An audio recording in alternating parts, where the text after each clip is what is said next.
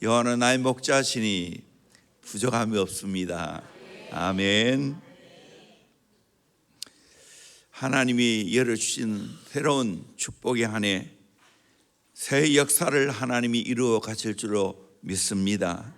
새해도 여호와 하나님을 나의 목자로 모시고 부족함이 없는 삶을 살아갈 수 있기를 주의 이름으로 축원합니다. 1절에 여호와는 나의 목자시니, 우리의 목자가 아니고 나의 목자시니 라고 말하고 있습니다. 나라는 말이 무려 14번이나 나옵니다. 짧은 6절에. 하나님은 결코 추상적이고 관념적인 우리의 목자가 아닙니다.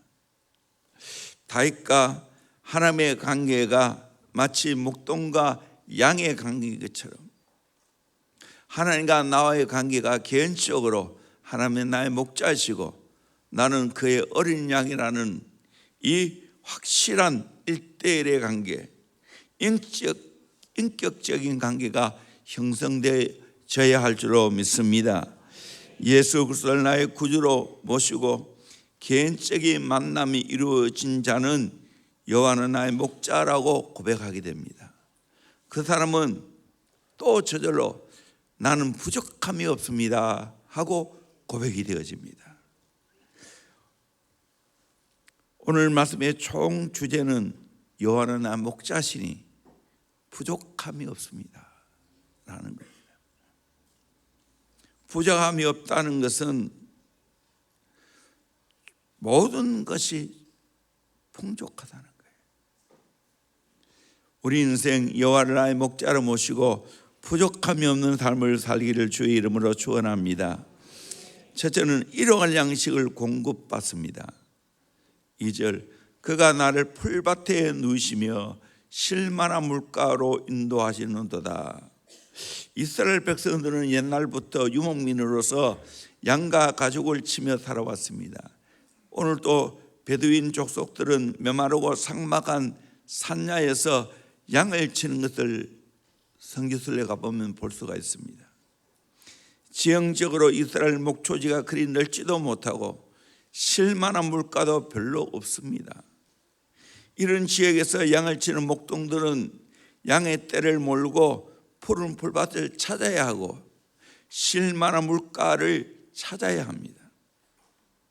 그러기에 양들은 이 목자 없이는 도무지 그 삭막한 광야에서 살아갈 수가 없습니다. 여기에 푸른 풀밭에 누우신다는 것은 양이 너무 만족하다는 거예요. 진짜 만족할 때 이 양은 풀밭에 눕습니다. 그렇지 않고는 눕지를 않습니다. 세 가지가 만족돼야 양들은 풀밭에 눕는다고 말합니다. 첫째로 양은 들어오면서 해방되어야 눕게 됩니다. 둘째로 양은 옆에 양과 알력이나 마치 아래서 해방되어야 눕게 됩니다. 셋째로 양은 배고프면서 해방되어야 눕게 됩니다. 양들이 푸른 풀밭에 눕게 되었다는 것은 풍성한 꼴을 먹고 좋지 않은 것을 완전히 해방되었다는 것을 말합니다. 오늘 또 우리 주님이 나의 선한 목자가 되시면 나는 기꺼이 푸른 초장에 눕는 은혜가 있게 될 줄로 믿습니다. 맛있는 것을 먹고 배부르고 만족해서 푸른 풀밭에 눕는 것처럼 우리는 그렇게 살아가야 됩니다. 또 물을 먹어야 된다는 걸 알고 쉴만한 물가, 아주 거센 물가 아닙니다. 아주 쉴만한 물가로 데려가서 평안히 물을 마시도록 합니다. 이것이 목자의 사명입니다. 나도 우리의 목자신 예수님 따라가면 푸른 초장에서 실컷 먹고 쉴만한 물가로 가서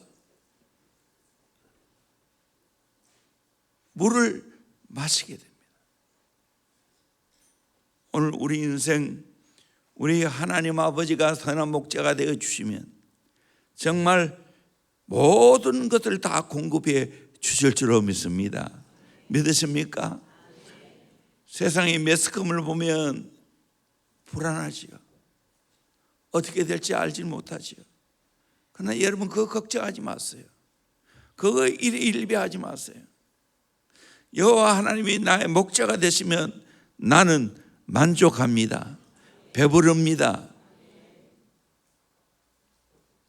좋은 목자신 하나님은 이스라엘 백성들을 출애굽해서 가나안 땅으로 인도할 때 메마른 광야에서도 40년 동안 불기둥 구름기둥으로 인도 안 받고 보호받고 만나와 메추라기를 먹으며 반석에서 물을 마시게 하며 옷이 떨어지지 않고 신발이 휘어지지 않고 모든 필요를 광야에서 공급해 주십니다.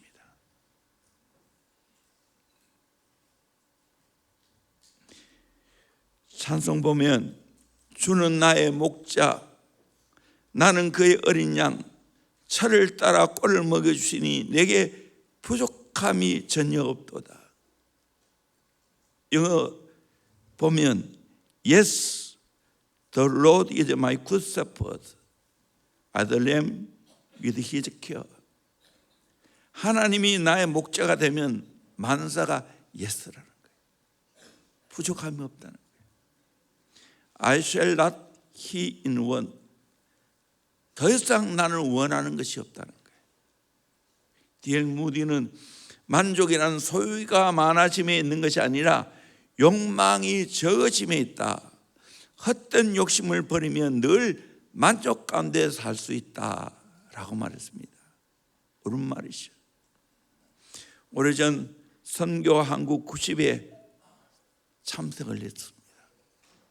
그때 인기 있는 분 중에 한 사람이 김성준 선교사입니다. 이분은 아마존에서 보험 사역을 했습니다. 그런데 이분의 신앙이 얼마나 놀라운지 이동훈 목사님이 감동에 간증하는 걸 제가 읽어보았어요. 브라질 원주민 선교하고 계시는 이 김성중 선교사님은 선교헌금을 보내주었는데 그 선교헌금이 다시 돌아왔다는 거예요. 그 이동훈 목사님과 함께 사역하고 있던 전사님이 김성준 선교사님을 만나게 됐는데 선교사님이 하시는 말씀이 나보다 가난한 사람이 많이 있는데 나는 이것으로 만족합니다. 내게는 좋은 목자 되시는 하나님이 계십니다.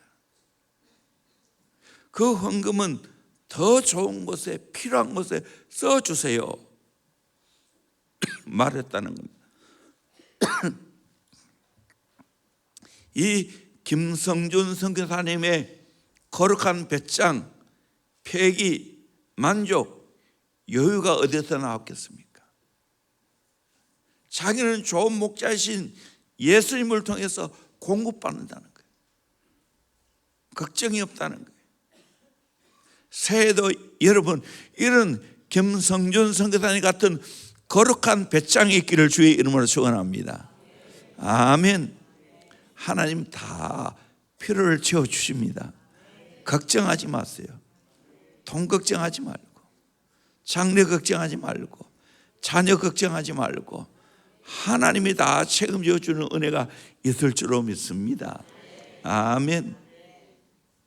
시편 34편 10절 젊은 사자는 궁핍하여 줄일지라도 젊은 사자가 어떻게 궁핍합니까? 힘이 있는데 빠른데 얼마든지 잡아먹을 수 있죠. 그런데 젊은 사자는 궁핍하여 줄일지라도 여호와를 찾는 자는 모든 좋은 것에 부족함이 없으리로다. 좋은 것에 부족함이 없다는 거예요. 사도 바울이 이런 삶을 살아갔습니다. 우리 빌립보서 4장 11절에서 13절까지 말씀을 같이 보도록 합니다. 시작. 내가 궁핍함으로 말하는 것이 아니니라. 어떠한 형편에든지 나는 자족하기를 배웠노니 나는 비천에 처할 줄도 알고 풍부에 처할 줄도 알아. 모든 일 곧 배부름과 배고픔과 풍부와 궁핍에도 처할 줄 아는 일체의 비결을 배웠노라. 내게 능력 주시는 자 안에서 내가 모든 것을 할 수 있느니라. 아멘. 어떠한 형편이든지 바울은 자족하기를 배웠습니다. 비천, 풍부, 배부름, 배고픔, 풍부, 궁핍, 이 모든 상황 가운데 맞추어 살아가는 능력이 있다는 거예요. 그리고 확신 있게 고백했지요. 내게 능력 주신 자 안에서 내가 모든 것을 할 수 있느니라. 아멘. 능력 주신 자 안에서가 중요하지.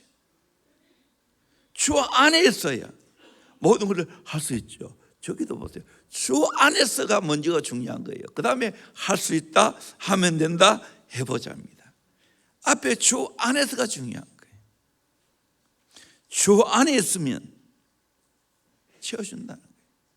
빌립보 4장 19절에도 나의 하나님이 그리스도 예수 안에서 영광 가운데 그 풍성한 대로 너희 모든 쓸 것을 채우시리라. 아멘. 풍성하게 모든 쓸 것을 채워주실 줄로 믿습니다. 아멘. 또 자랑할게요. 이건 너무 좋아요. 내가 구한 거 없어요. 한마디 했는데 정말 전에 작은 거 쓰다가 이 큰 거 쓰니까 너무너무 행복합니다. 이제 나이가 들어 점점 글자가 커야 되는데 보세요. 채워주시잖아. 나의 모든 사정과 형편을 아시고 별것 아니지만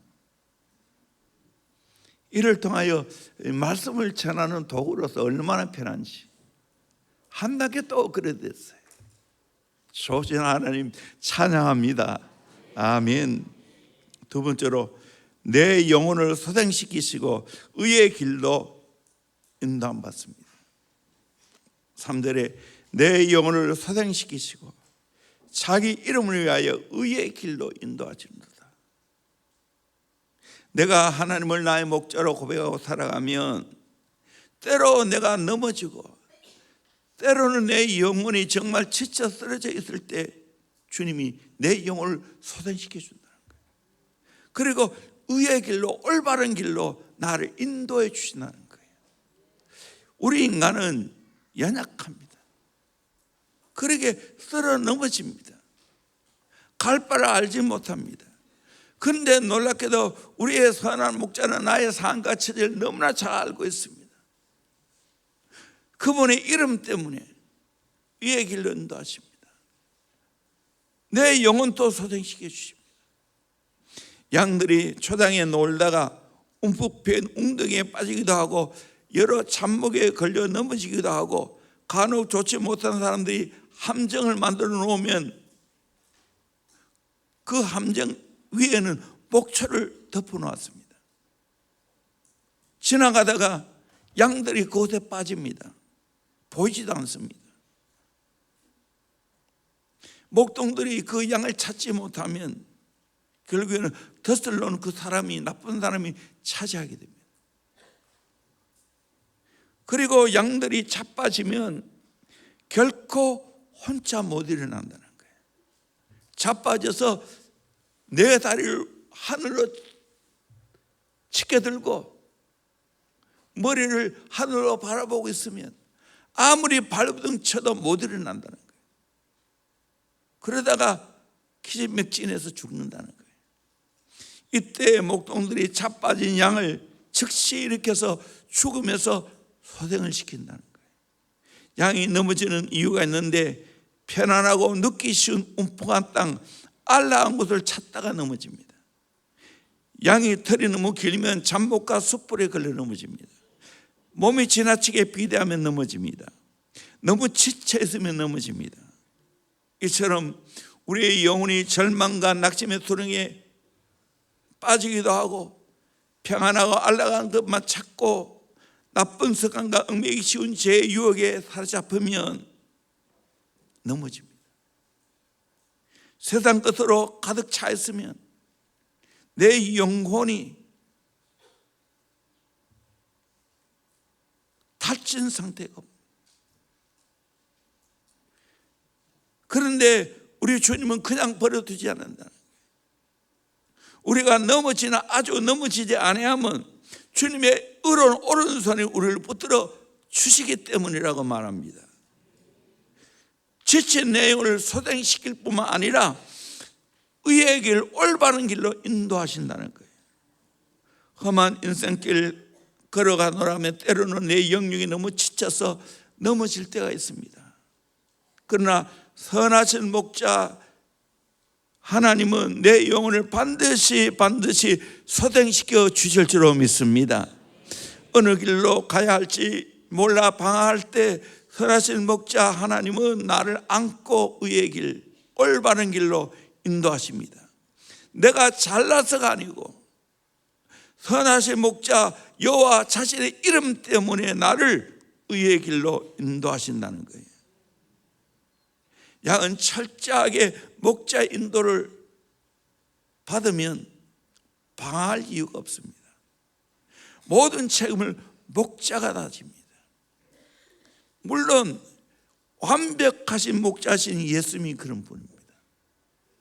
동시에 우리 교회 안에서 정말 하나님이 또 부족하고 연약한 목회자를 세워서 인도합니다. 그들의 말을 잘 듣고 내가 순종하고 따라가면 염려 없어요. 왜? 하나님이 우리의 상태를 잘 아시고 약인 것을 아시고 세웠기 때문입니다. 또 목회자는, 또 목자들은 하나님 앞에서 선한 목자의 마음을 가져야 되죠.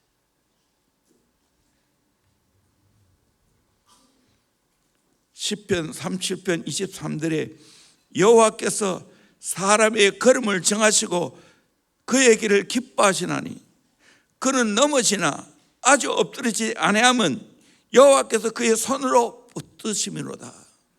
붙들어진. 비행기는 정해진 항로가 있고 배도 가야 할 뱃길이 있고 기사도 가야 할 철로가 있습니다. 우리 인생도 주님의 확실한 인도가 있습니다. 그 길 따라가면 문제 없습니다. 정로로 갈 수 있습니다. 내 중심에 하나님의 뜻을 향하기를 원하는 마음이 있으면 잠시 흔들려도 오래 방황하지 않습니다. 다시 나침반처럼 중점을 잡습니다. 나침반에 작은 떨림이 일어나죠. 그 떨림을 통해서 정복을 가리킵니다. 그 떨림이 없으면 나침반은 죽은 것입니다. 우리도 인생 살아가다 보면 이렇게 저렇게 떨릴 때가 있어요. 흔들릴 때가 있어요. 흔들리지 않고 피는 꽃이 없는 것처럼.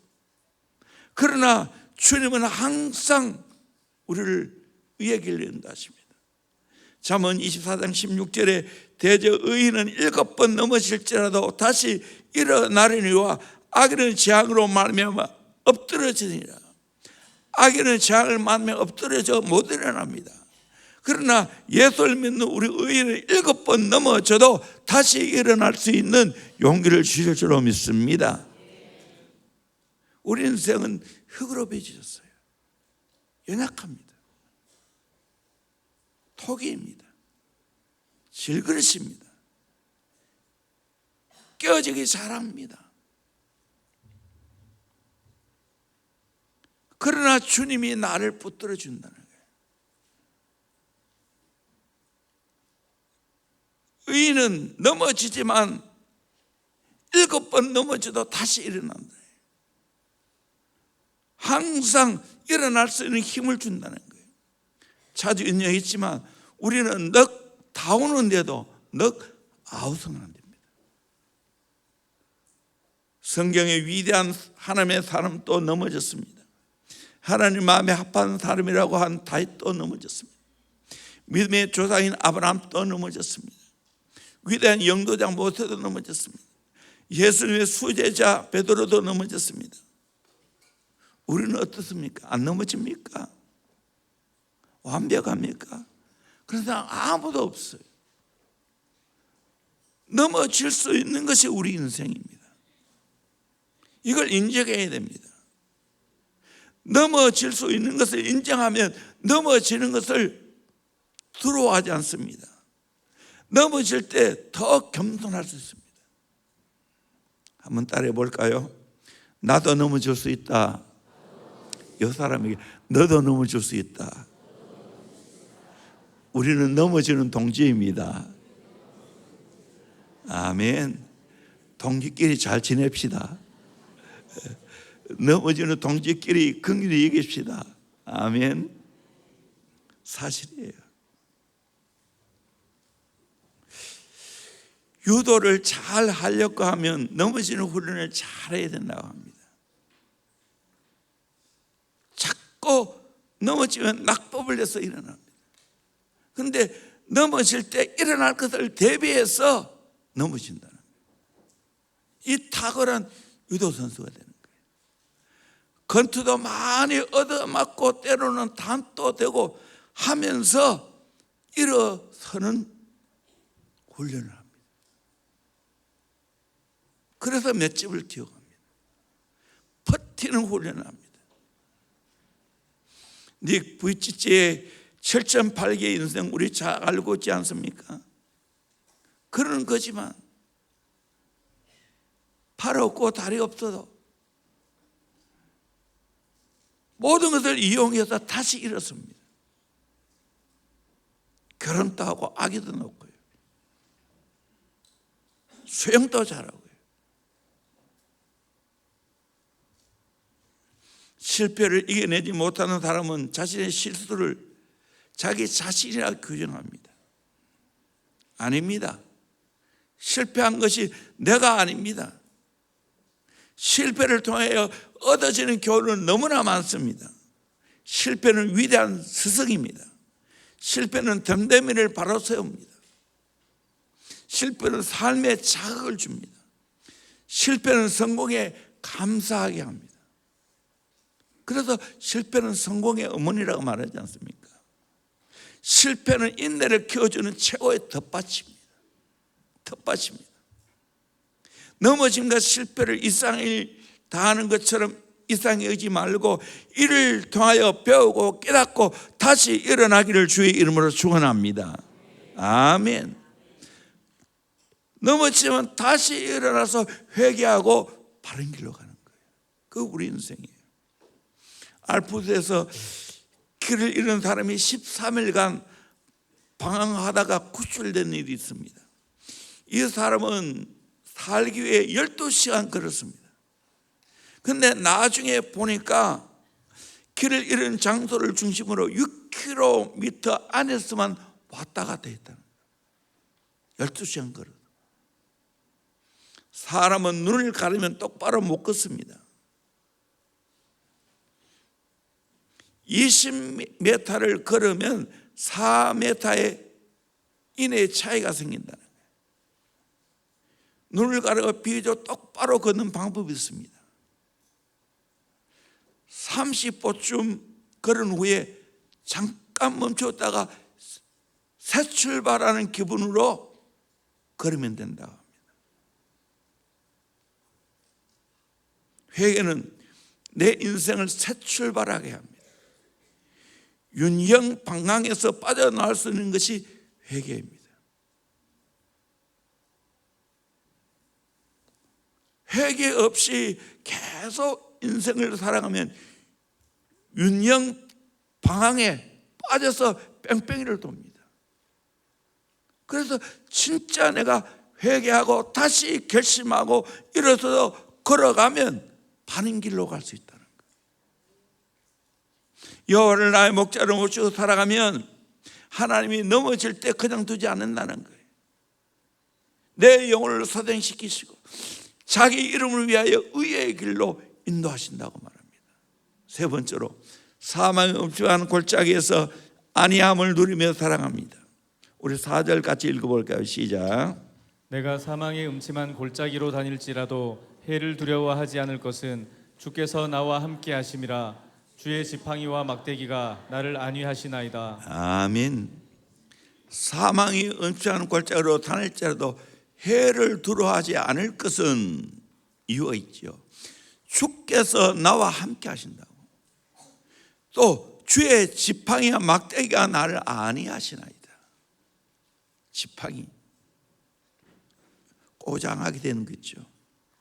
막대기 아주 내가 아프리카에서 사온 이 앞에가 이만큼 달리는 막대기 있습니다.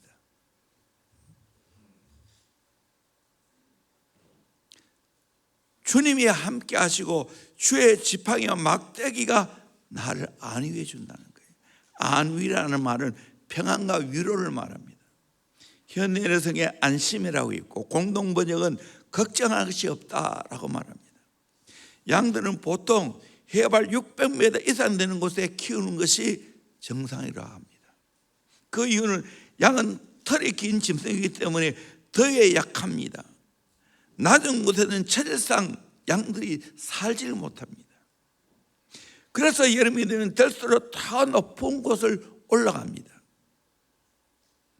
따뜻한 햇볕으로 높은 산에는 눈이 녹고 그곳에 좋은 초장이 많이 있습니다. 목재가 시원하고 좋은 초장이 있는 높은 곳을 향해 양떼를 이끌어 가기 위해서는 반드시 험준한 계곡을 지나가야 됩니다. 거기는 햇볕이 가려서 한 치 앞을 내다볼 수 없고 그야말로 사망의 엄청난 골짜기를 통과해야 됩니다. 이곳은 굶주린 늑대와 뱀이 도사리고 있습니다. 또 한번 잘못 발을 디디면 깊은 낭떠러지로 떨어질 수 있습니다. 이 양들이 좁고 어두운 험한 길을 지나가려고 하니 서로 부딪히기도 하고 덥고 짜증이 납니다. 그렇지만 목자는 함께 그것을 통과합니다. 또 어떻게 잘못되면 지팡이와 막대기로 끌어냅니다. 때로는 때리기도 하면서 그 골짜기를 지나가게 만듭니다. 반드시 그 골짜기를 지나가야 금방 우미 돋은 새싹들이 가득 찬 초장을 만나게 되는 겁니다. 하나님이 때로는 우리를 사망의 음침한 골짜기로 통과하게 하실 때 있어요. 그때 우리가 알아야 될 것은 모래 위에 발자국이라는 시에 가르쳐 준 것처럼 내 인생의 가장 고통스러운 고난의 순간 주님이 나를 얻고 가는 겁니다. 주님이 나를 그때도 책임져 주신다는 겁니다. 안위해 주신다는 겁니다. 이걸 믿고 갈 수 있기를 주의 이름으로 축원합니다. 네 번째로 원수의 목전에서 승리의 잔을 넘치게 합니다. 5절 같이 읽어볼까요? 시작. 주께서 내 원수의 목전에서 내게 상을 차려주시고 기름을 내 머리에 부으셨으니 내 잔이 넘치나이다. 주께서 내 원수의 목전에서 내게 상을 차려줘. 이번엔 번역이 잘 돼 있어요. 상을 베푸시고. 그래서 그냥 상인 줄 알았더니 어린 시절에는 상 그게 아니고 상입니다. 상. 잘 차려주시고 기름을 내 머리에 부으셨더니 내 잔이 넘치나이다 라고 했어요. 그것도 원수의 목전에서 그렇게 해주신다는 거예요. 이 말씀은 시편 23편의 절정입니다. 목동 다시 각을 회상하면서 원수들이 다윗을 괴롭히고 상처를 주었지만 하나님께서는 보란 듯이 그들 앞에 큰 연례를 베풀어 주시고 거기에 머리에 기름을 발라주십니다. 기빈에게 환대와 존귀함을 나타내기 위한 의식입니다. 잔이 넘친다는 이 말은 신분이나 행위 이상으로 풍성하게 분에 넘치게 대접해 주는 걸 말합니다. 여호와를 나의 목자로 모시고 살아가면 여러 가지 상처와 고통의 역경을 겪을 수가 있습니다. 원수에게 조롱당하고 원수에게 핍박을 받을 수가 있습니다. 그런데 어떻게 합니까? 최종적으로 하나님은 그 원수 앞에서 상을 배설해 주시고 맛있게 먹게 만드시고 승리의 잔을 높게 들게 하신다는 거예요. 이 시는 다윗의 자서전적인 고백입니다. 비천한 목동 다윗이 수많은 사망의 음성한 골짜기를 통과해야 했지 않습니까? 성경에 너무 잘 나와 있지 않습니까? 그런데 이 다윗을 영광스러운 왕의 자리에 올려주시고 원수들의 목전에서 풍성한 은혜를 베풀어 감사하고 찬양하는 다윗의 모습을 볼 수가 있습니다. 우리가 고생한들 다윗처럼 고생했겠습니까? 다윗의 과거를 회상해 보면 얼마나 어려움을 많이 겪었습니까? 장인 어른 사울에게 쫓김을 당하여 강야에서 봉이처럼 울고 고독한 밤을 보내야 했습니다. 이 꼴짝 저 꼴짝 이 동굴 저 동굴 피해 다녀야 했습니다. 사랑하는 아들 압살롬의 반역으로 인하여 배신했으라는 고통을 감수해야 했습니다. 또 시므이가 티끌을 날리며 퍼부는 악담과 저주를 온몸에 뒤집어 써야 했습니다. 그러나 다윗은 악을 악으로 갚지 아니하고 선으로 악을 갚았습니다. 목자신 여호와께 다 맡겼습니다. 선하신 목자신 하나님은 다윗을 높이 들어 그 원수 앞에 상을 베풀어 주시고 왕 삼아 주시고 머리에 기름으로 발라 존귀케 하시고 잔이 넘치게 하는 파격적인 대우를 해 주었습니다. 가장 낮은 다윗이었지만 가장 높임 받겠습니다. 부귀가 크게 다다르겠습니다. 이것은 전부 다윗은 선하신 목자 하나님이 나를 이렇게 해 주었다는 것, 그 은혜에 감사하는 것입니다. 인간적인 수단과 방법으로 원수를 이기는 승리는 잠시입니다. 마음에 진정한 기쁨을 누리지 못합니다. 그러나 하나님이 나를 높이 들어 이기게 하시고 존귀하게 할 때는 진짜 승리의 기쁨을 만끽하게 될 줄로 믿습니다. 이 복을 받기를 주의 이름으로 축원합니다. 오늘 또 여호와의 목자로 고백하는 자는 시시각각으로 닥쳐온 수많은 환난과 원수들이 쏘는 상처들을 받기도 합니다. 그러나 하나님이 너끈히 그 모든 걸 물리쳐 주실 줄로 믿습니다. 나를 승리하게 만들어 주실 줄로 믿습니다. 파격적인 대우를 해 주실 줄로 믿습니다. 마지막 5번째로 여호와 집에 영원히 삽니다. 6절 같이 읽어볼까요? 시작. 내 평생의 선하심과 인자하심이 반드시 나를 따르리니 내가 여호와의 집에 영원히 살리로다. 내 평생에 선하심과 하나님의 선하심과 하나님의 인자함이 반드시 나를 따른다는 거예요. 반드시 나를 따르는 거예요. 항상 하나님의 선하심과 인자하심이 내 뒤를 따라오실 줄로 믿습니다. 여호와의 집에 또 마지막으로 영원히 살게 됩니다. 영원히. 이 10편, 이 3편을 아침부터 저녁까지로 그렇게 나누어서 해설하신 분도 있습니다. 저도 그 입장에서 설교한 적도 있습니다. 그러나 우리의 인생 전체를 내다보면 마지막에 내가 여호와의 집에 영원히 사는 복이 있을 줄로 믿습니다. 그래서 제가 요즘은 다윗의 노래를 너무 좋아해요. 너무 좋아해요. 영원히 주님과 함께 산다는 것. 주님 나라 갈 때까지 여호와의 선하심과 인자하심이 항상 나를 따라다닌다니까요. F.B. 이마이 목사님은 선하심과 인자하심은 천성에 이르는 에스코트라고 했습니다. 양을 치는 일에 익숙한 추석가는 양을 치는 2마리 개 세버드라고 말합니다. 그것이 선함과 인자함이라. 태양을 향하여 걷는 자에게는 그림자가 따르듯이 선한 목자신 하나님을 따르는 양의 발자취에는 주의 선하심과 인자하심이 따라다닌다는 거예요. 또 양의 발가락 땀에서 나오는 진액은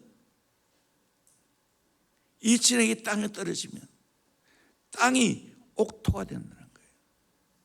제가 1월 1일 통구 영신 예배 설교가 뭐였죠?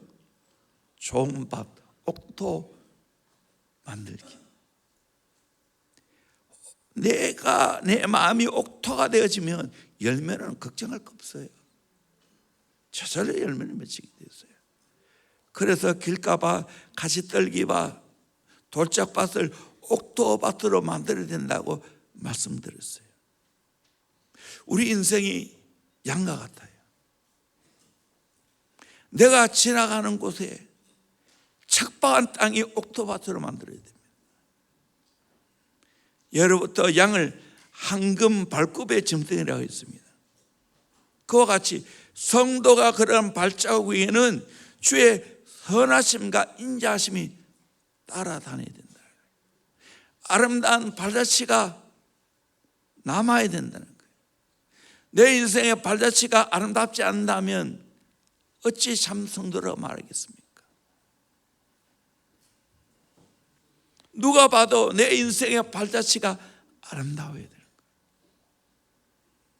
좋은 사람은 좋은 인생의 발자취를 남기고 나쁜 사람은 나쁜 인생의 발자취를 남기게 됩니다. 이건 결코 속일 수가 없습니다. 그리고 마지막에 양이 안식할 곳이 어디입니까? 양이 일어나서 푸른 초장에 눕고 실만한 물가에 있다가 결국 돌아갈 곳은 어디입니까? 우리입니다. 우리에 들어가야 참 쉼을 얻습니다. 아무리 즐거운 여행이라 할지라도 돌아갈 고향이 없다면 결코 그 여행의 기쁨을 만끽할 수가 없습니다. 나그네 생활은 고달픕니다. 고향 집으로 돌아가야 참 안식과 평안이 있습니다. 내 영혼의 안식은 참 뭐냐, 하나님 나라 내 아버지 집에 갈 때 참으로 안식하게 될 줄로 믿습니다. 쉼을 얻게 될 줄로 믿습니다. 기쁨을 누리게 될 줄로 믿습니다. 여호와를 나의 목자로 삼는 다윗은 인생의 마지막 안식처 하나님 나라 아버지 집이 있다는 것을 확신했습니다. 다윗은 미래에 대하여 불확실한 가운데서 두고 보아야 알지라 말한 것이 아니라 내가 여호와의 집에 영원히 가리로다 하고 확신 있게 고백했습니다.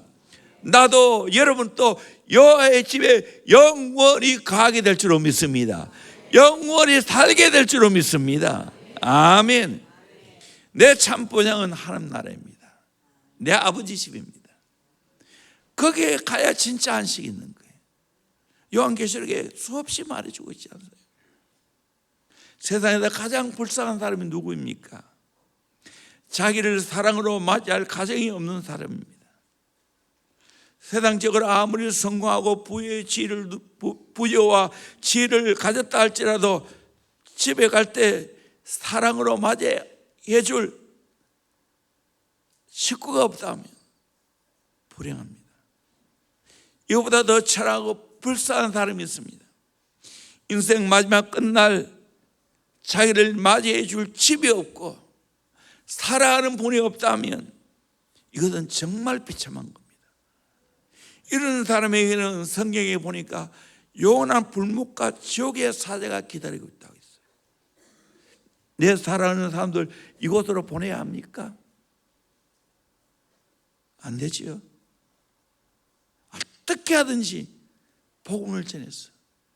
그분이 예수님을 나의 구주로 모시고 나의 선한 목자로 모시고 저 영원한 천국에 들어가야 되지 않겠어요?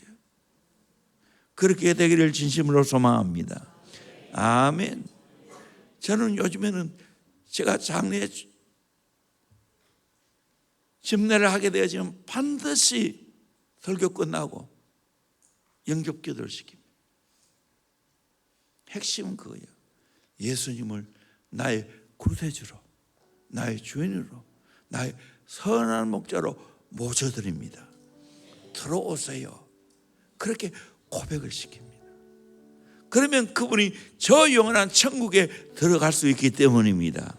이것이 최고의 선물인 줄로 믿습니다. 하나님이 우리에게 예배해 놓으신 집이 어디 있습니까? 요한복음 14장 1절에서 3절까지 말씀을 같이 보도록 합니다. 시작. 너희는 마음에 근심하지 말라. 하나님을 믿으니 또 나를 믿으라. 내 아버지 집에 거할 곳이 많도다. 그렇지 않으면 너희에게 일렀으리라. 내가 너희를 위하여 거처를 예비하러 가노니 가서 너희를 위하여 거처를 예비하면 내가 다시 와서 너희를 내게로 영접하여 나 있는 곳에 너희도 있게 하리라. 아멘.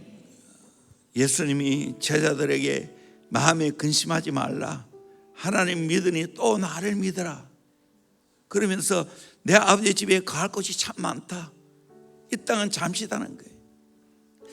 그렇지 않으면 너에게 일렀으리라. 내가 너를 위해 거처를 예배하러 간다. 처소를 예배하러 간다. 가서 너를 위하여 거처를 예배하면 내가 다시 와서 너를 영접하여 나 있는 곳에 너희도 있게 하리라. 제 이름을 말하는 거예요. 그것이 우리가 살 집이에요. 이 땅은 살 집이 아니에요. 잠시예요, 잠시. 영어 성경에는 이 집을, 거처를 맨션을 얻었습니다. 우리나라 맨션 아파트는 작지요. 15평, 20평. 그러나 외국의 맨션은 500평, 600평입니다. 큰 집을 말합니다. 성경에 큰 집을 표현할 수 없으니까 맨션이라고 했어요. 하늘 집은 얼마나 크고 얼마나 대단하고 얼마나 아름답겠습니까? 그 집에 산다는 거예요. 그래서 여러분, 이 땅에 살면서 집이 없다고 낙심하지 마세요. 알고 보면 다 이 땅은 영한 집이에요. 사그대 집에 사는 거예요. 전세 집에 사는 거예요. 문서로 내 집이라 해도 그거 내 집 아니에요. 죽으면 못 가져가요. 중요한 것은 하늘 집에, 하나님 나라에 내 집이 있는가? 나를 맞이해 줄 예수님이 계시는가? 천사가 있는가? 이게 중요하다는 말입니다. 우리 마지막 인생 여정 끝나는 날, 나를 기다려 계시는 내 주님의 품에 안기기를 주의 이름으로 축원합니다. 주의 집에 입성하기를 주의 이름으로 축원합니다. 아멘. 올 한 해 여호와 하나님을 나의 목자로 모시고 살아갔어. 부족함이 없는 삶을 살기를 주의 이름으로 축원합니다. 다윗의 노래 같이 하겠습니다.